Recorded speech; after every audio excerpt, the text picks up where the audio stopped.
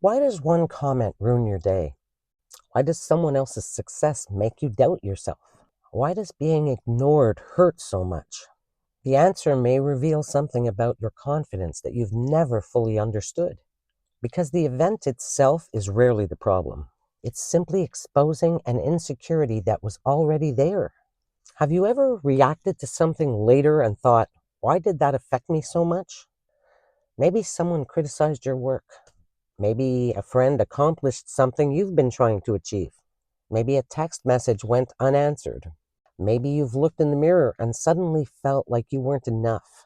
These experiences can feel deeply personal, but they often have something in common. They awaken old beliefs that you may have carried for years. Beliefs like, I'm not good enough. I'm falling behind. I don't matter.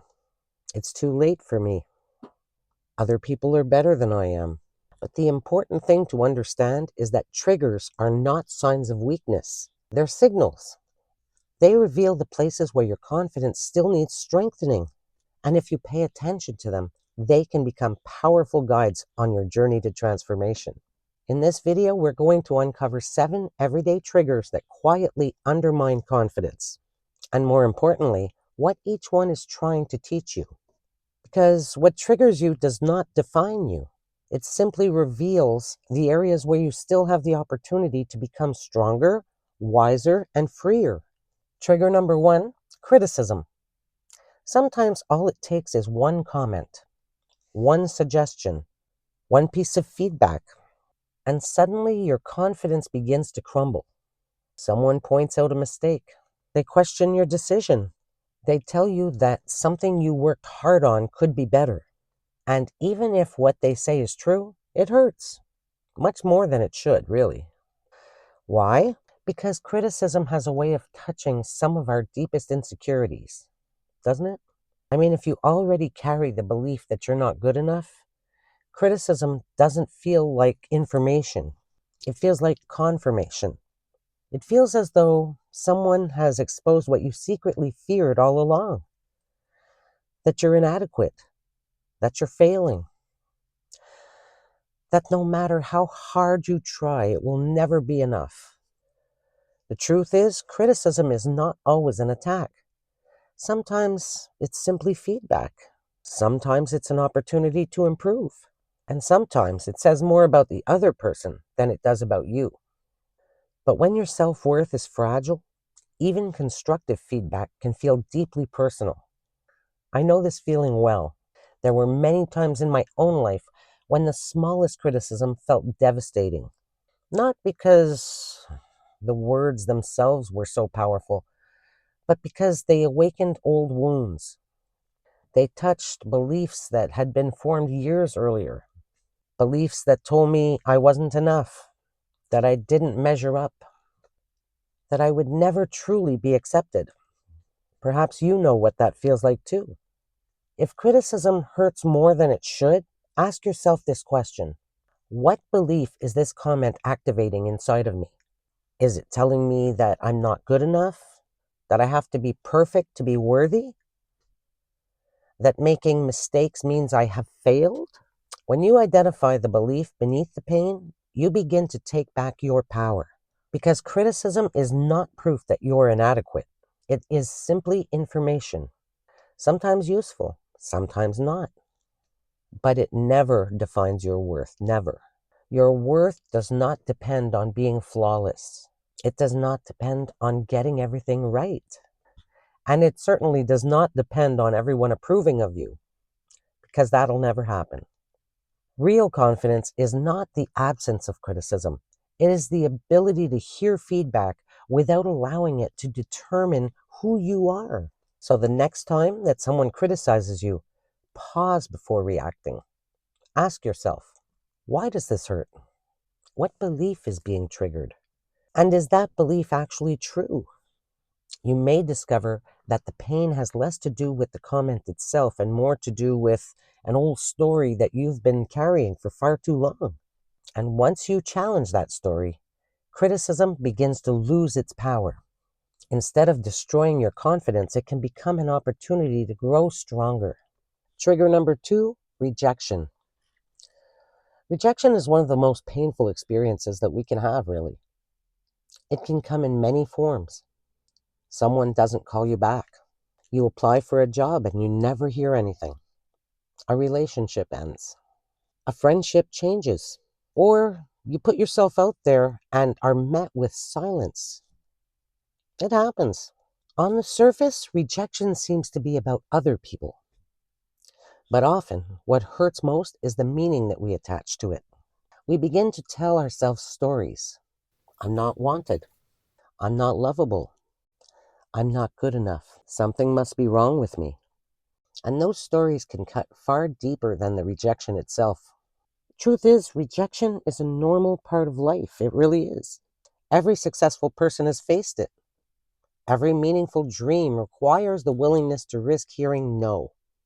But when you already carry insecurity, rejection feels like proof that your worst fears are true. It confirms the belief that you're somehow less than others, that you do not belong, that you will never be chosen. I know what it feels like to want acceptance so badly that another person's response seems to determine your worth.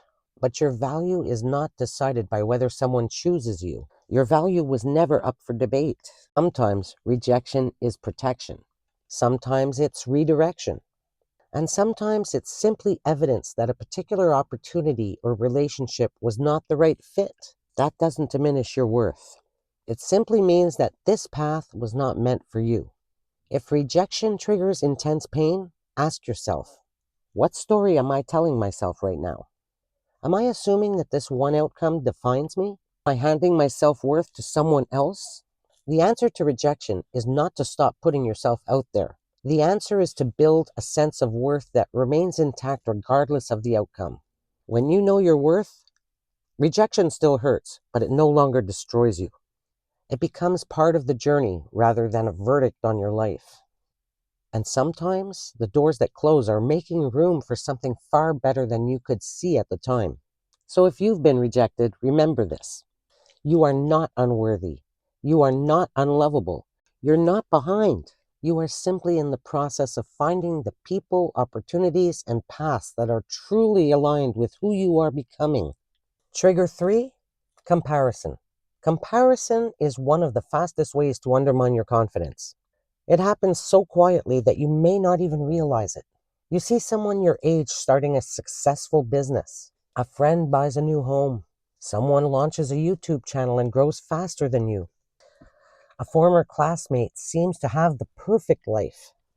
And in an instant, your focus shifts from your own progress to what everyone else appears to be achieving. And suddenly, what you were proud of no longer feels like enough. You begin to question your timeline, your decisions, your potential, and perhaps even your self-worth. Comparison is especially dangerous because it disguises itself as information. It tells you that you are simply observing reality. But what it's often doing is feeding the belief that you're falling behind, that everyone else has figured life out except for you. It does feel that way sometimes, doesn't it? That your best opportunities have already passed. The truth is, you're comparing your real life to someone else's highlight reel. You don't know their struggles, their failures, their sacrifices, or the private battles that they're fighting. And even if their success is genuine, it does not take anything away from your own possibilities. Someone else succeeding is not evidence that you have failed. It's evidence that success is possible. Your path doesn't need to look like everyone else's. Your timeline is your own. And the fact that your journey has taken longer doesn't mean that you're too late. I know how easy it is to look around and wonder if everyone else is moving ahead while you're standing still. But life is not a race. It is a process of becoming. Some people bloom early, others bloom later. What matters is that you keep growing. If comparison triggers self-doubt, ask yourself, what am I making this mean about me? Am I interpreting someone else's success as proof of my inadequacy? Or can I choose to see it as inspiration instead? The healthiest response to comparison is to return your attention to your own journey, your own goals, your own progress, and your own next step. Because confidence grows when you stop measuring your life against others and start honoring the path that you are uniquely meant to walk. Your story is not behind. It is unfolding in its own time, and your greatest chapter may still be ahead of you. Trigger number 4, being ignored. There are few things that hurt as quietly as being ignored. A message goes unanswered. Someone seems distracted when you're speaking. A friend stops reaching out. You walk into a room and you feel invisible. And almost instantly, your mind begins to fill in the blanks. Did I do something wrong? Am I not important? Do I matter to anyone? The silence itself is painful. But what hurts even more is the meaning that we assign to it. For many people, being ignored touches one of the deepest insecurities of all, the fear of being insignificant. The fear that our presence doesn't even matter. The fear that we can disappear and no one will even notice. If you've ever felt overlooked, dismissed, or emotionally neglected, being ignored can awaken those old feelings in a powerful way. And because human beings are wired for connection, silence can feel like rejection. But silence is not always about you. People become busy, overwhelmed, distracted, preoccupied with struggles that you know nothing about. Sometimes they fail to respond not because you're not important, but because they are dealing with their own lives.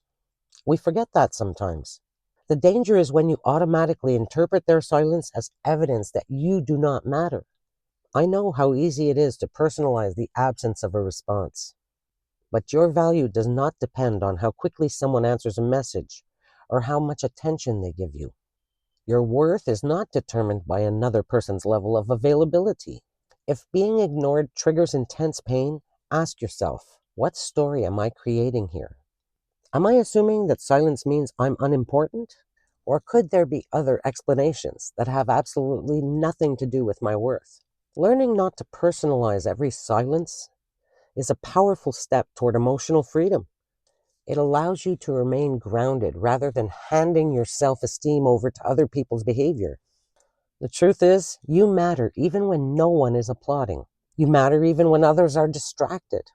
You matter even when the world feels quiet. And if we can remember those things, it makes so much difference in how we take things. And the more deeply you believe that, the less power silence will have over your confidence. Trigger number 5, aging.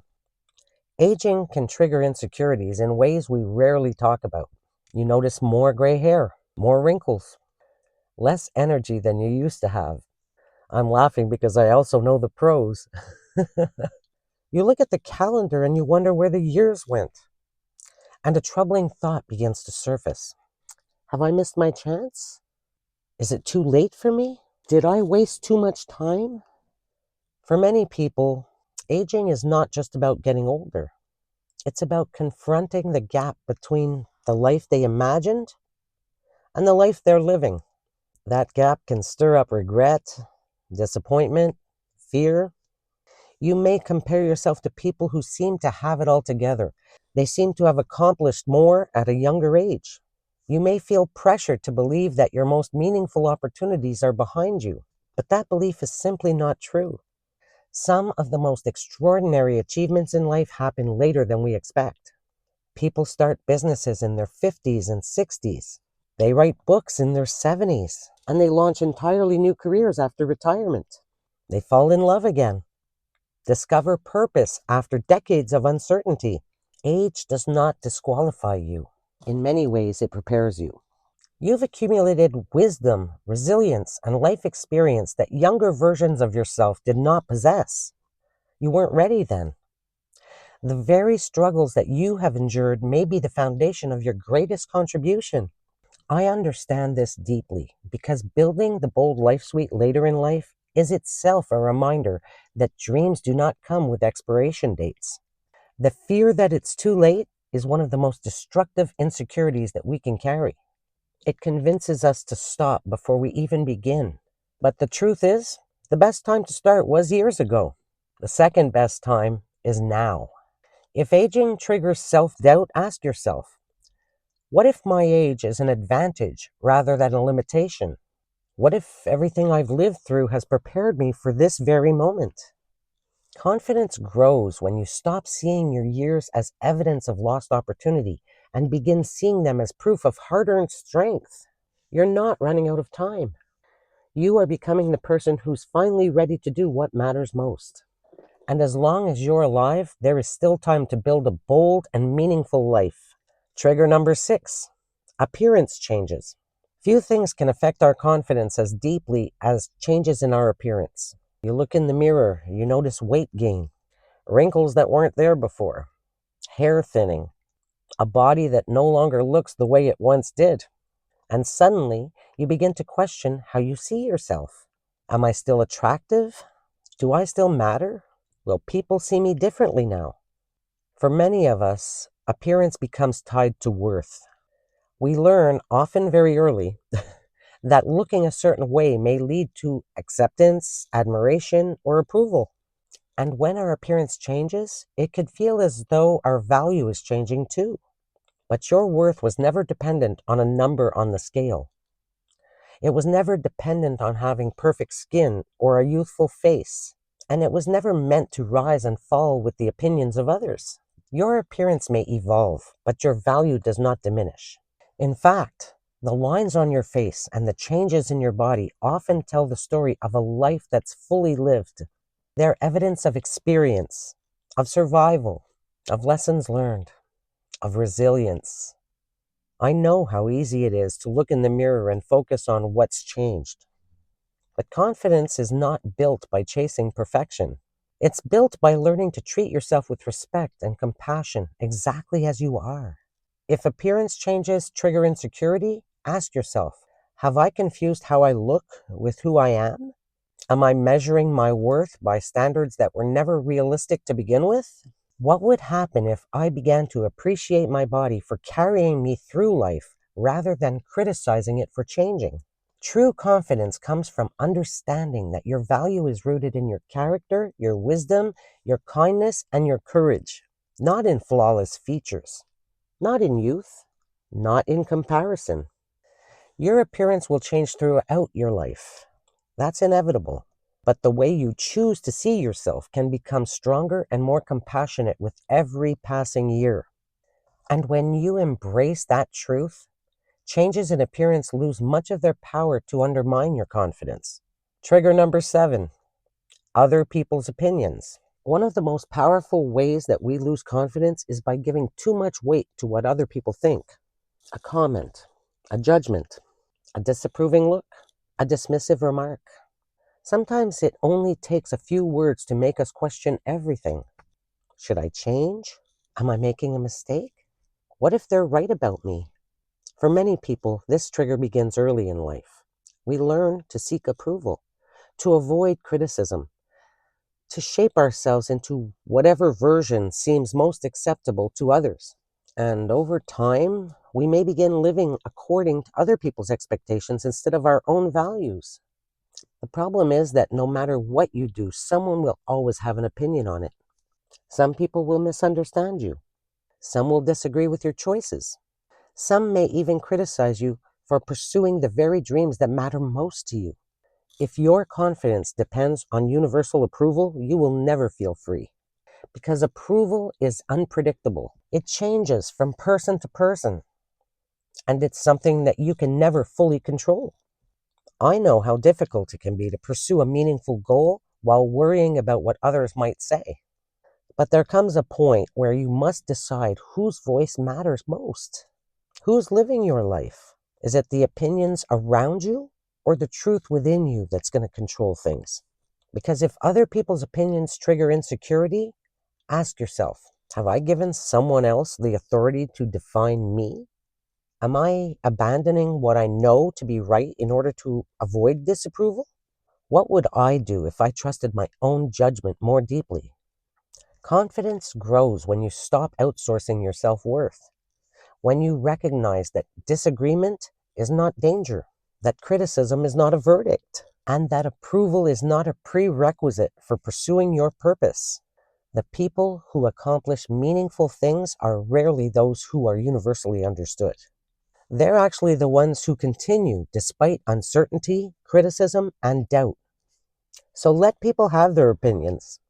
They're entitled to them, but do not allow those opinions to determine the course of your life. Your responsibility is not to please everyone. Your responsibility is to live in alignment with who you are becoming. And when you do, other people's opinions begin to lose their power over your confidence. If there's one message that I hope you take away from this video, it's this. What triggers you does not define you. It reveals you. It reveals the beliefs that you may still be carrying, the fears you may still be living under, and the places where your confidence is asking to grow. For many years, I believed that painful reactions meant something was wrong with me, that if criticism hurt, I was weak. If rejection crushed me, I was inadequate somehow. If comparison made me doubt myself, I was falling behind.